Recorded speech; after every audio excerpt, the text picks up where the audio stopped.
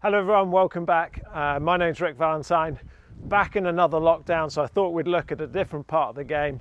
Today we're going to look at short game again. I've had a bit of snow, so what I thought we'd look at some bunker play.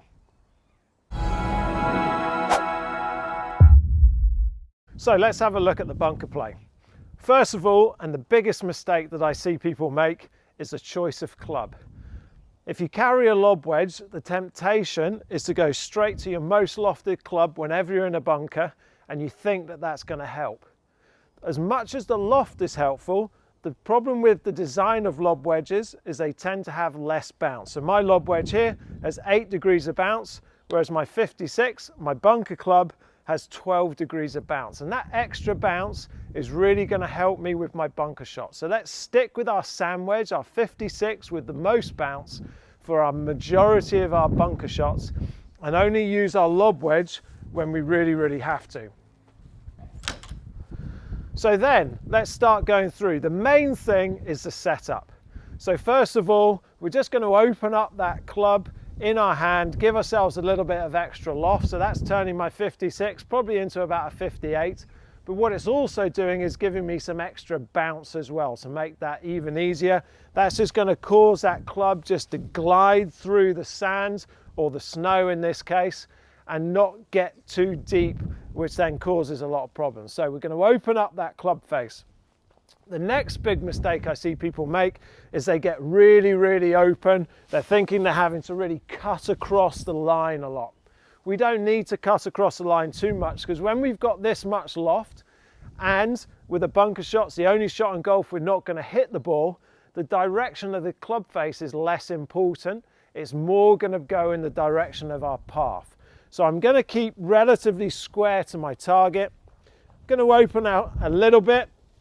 I'm going to have my ball position forward, going to be on my left foot, and then have my swing through. Now, as I mentioned a second ago, it's the only shot in golf that we don't hit the ball. We actually want to impact just behind the ball. And so a good little practice drill we can do is either one, we can draw a circle around the ball and we're trying to destroy that circle when we hit the shot, or we can draw a nice long line just a little bit behind the ball, and that's going to give me feedback. So when I hit the shot, I'm going to be able to see, did I hit too far behind or did I hit too close to the ball? So let's go through this. So we're going to open up that club face, going to get my feet set, going to wiggle your feet in just to feel the depth of the sand, going to get that weight onto our left side, and then we're just going to try and hit that line